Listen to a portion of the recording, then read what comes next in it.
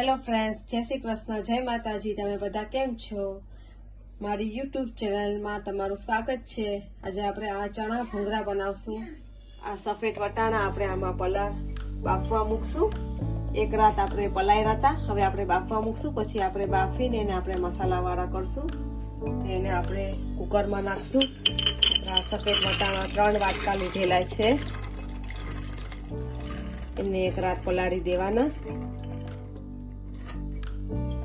કુકરમાં નાખી થોડુંક એમાં આપણે બેકિંગ સોડા નાખી દેશું એટલે આપણા બફાઈ જાય.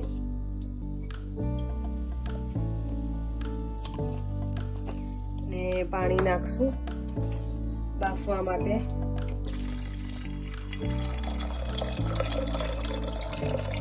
આપણે દૂધતું પાણી નાખવાનું ને પછી આપણે એમાં 2 સીટી આપણે મારશું.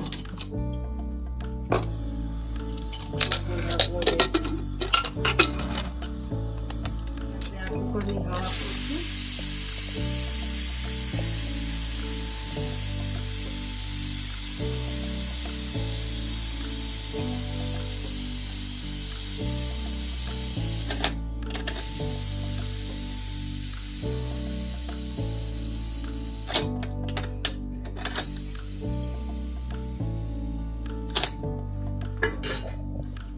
હવે આપણે એને ખોલશું.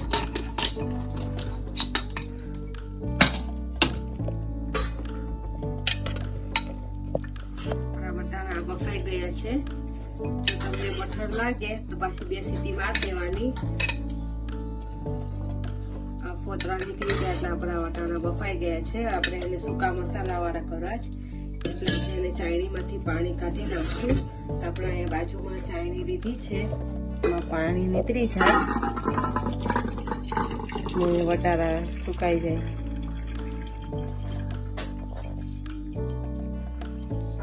થોડીક 2 મિનિટ આવી રીતના રાખવાના એટલે આપણું પાણી બધું નીતરીને આમાં સુકાઈ જાય.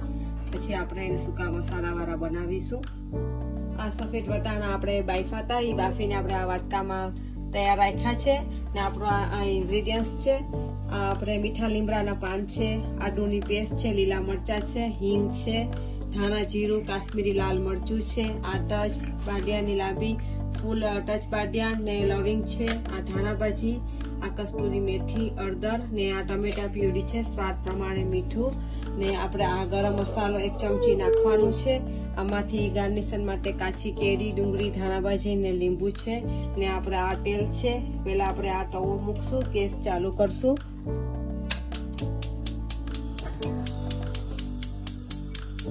એમાં આપણે તેલ નાખશું.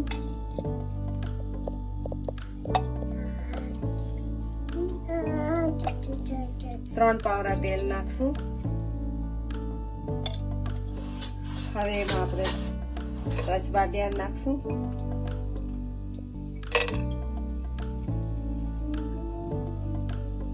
ચાર લવિંગ નાખશું આપણે.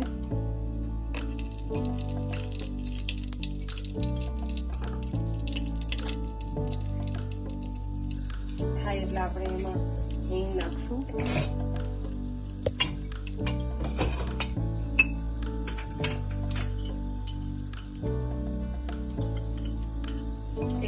એટલે એમાં હિંગ નાખશું. હિંગ થાય પછી આપણે મીઠા લીમડાના પાન, આદુની પેસ્ટ ને લીલા મરચાં નાખશું.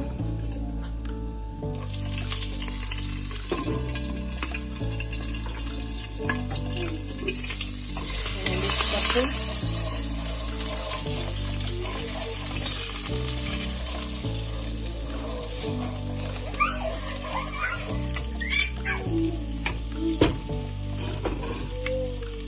આપણે મસાલો નાખશું.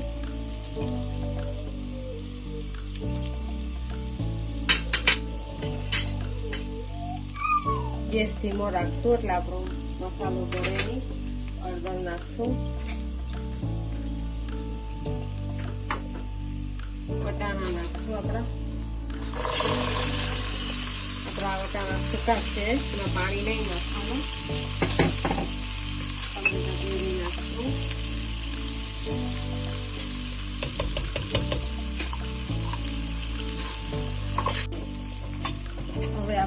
મિક્સ કરશું.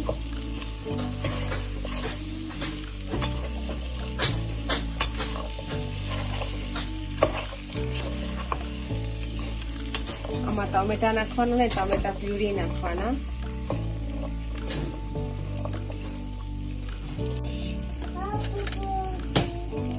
આપણે આ મસાલો આમાં ચડી ગયો છે. હવે આપણે એમાં મીઠું નાખશું સ્વાદ પ્રમાણે.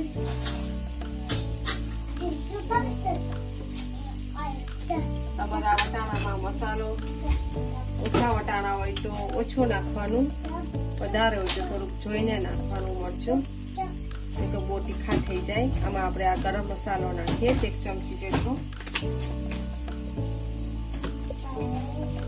હવે આપણે મિક્સ કરશું ને એની ઉપર આપણે કસ્તુરી મેથી અને ધાણા પછી નાખશું. કસ્તુરી મેથીને આપણે આવી રીતના મસળીને નાખશું. ધાણા ભાજીની ઉપર આપણે નાખશું, મિક્સ કરશું.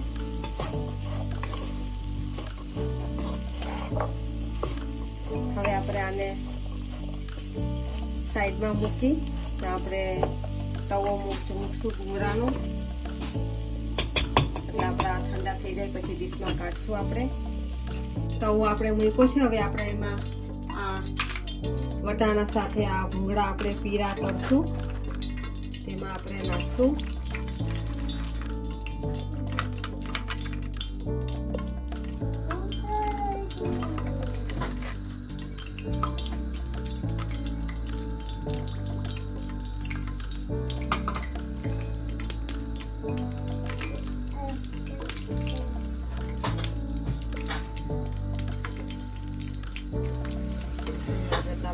કાઢી લેશું.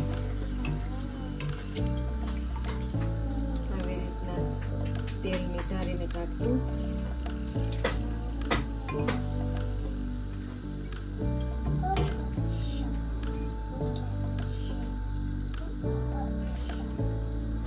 હવે આપણે બીજા નાખશું એમાં.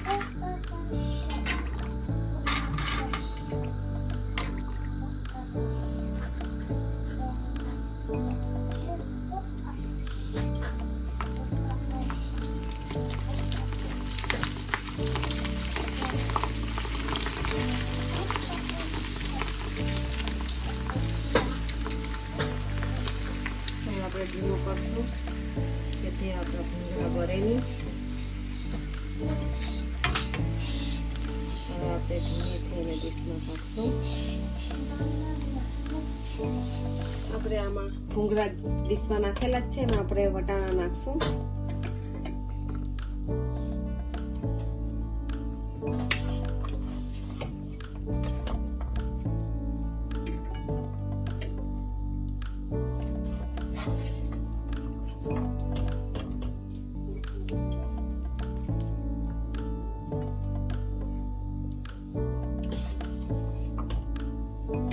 એની ઉપર આપણે ધાણા ભાજી, ડુંગળી નાખશું, કાચી કેરી નાખશું. એના ઉપર આપણે આ લીંબુ નાખશું,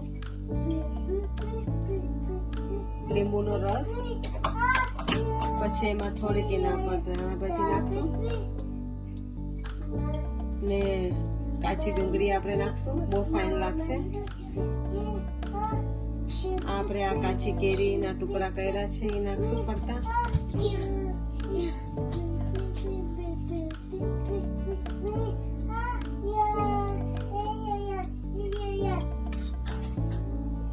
આપણું આ થઈ ગયું છે.